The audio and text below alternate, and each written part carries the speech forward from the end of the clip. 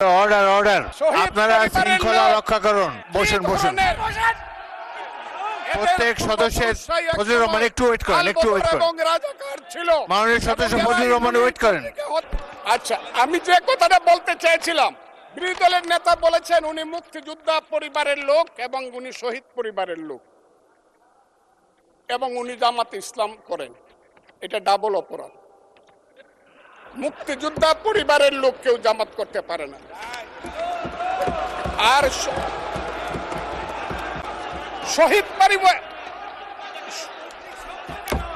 শহীদ পরিবারের লোক মাননীয় সদস্যবৃন্দ ওনাকে বলতে দেন।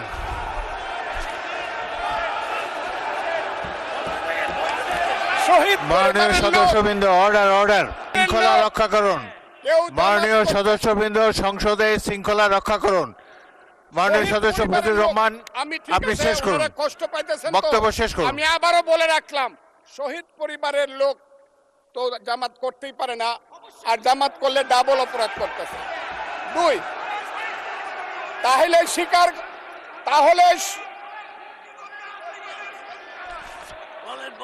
আমি আপনাদেরকে বলি, মাননীয় সদস্যবৃন্দ আমি আমি আমি এক সেকেন্ড। মাননীয় সদস্য ফজলুর রহমান বসেন বসেন বসেন।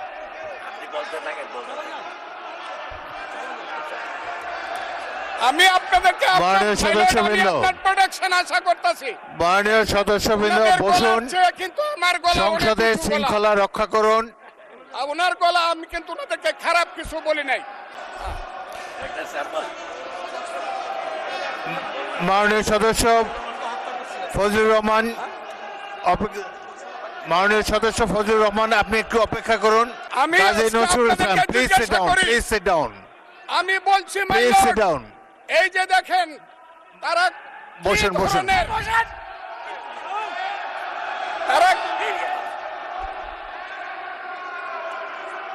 তারা কি ধরনের আচরণ করছে।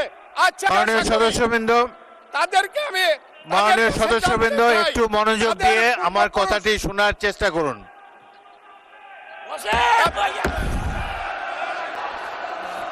মাননীয় সদস্যবৃন্দ গাজী নজরুল ইসলাম বসুন। আমি আজকে বসুন বসুন। এই স্পিকারের কথা শোনার চেষ্টা করুন। এই কথা মাননীয় সদস্যবৃন্দ একটা কথা আপনারা মনোযোগ দিয়ে শুনেন।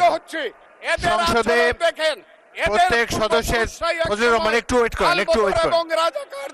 মাননীয় সদস্য ফজলুর রহমান ওয়েট করেন, একটু অপেক্ষা করুন। আমাদের নেতা জিয়াউর রহমানকে পাইলো এরা হত্যা করত 16 ডিসেম্বরের আগে। মাননীয় সদস্য ফজলুর রহমান অপেক্ষা করুন। আমার শেষ, আমাকে হোল্ড অন ফর 2 মিনিটস। দেখেন ডিস্টার্ব, আমি আর তাদেরকে বল। মাননীয় সদস্যবৃন্দ এটি বাংলাদেশের জাতীয় সংসদ। এখানে প্রত্যেকেই নির্বাচিত হয়ে এসেছেন। প্রত্যেকেরই এখানে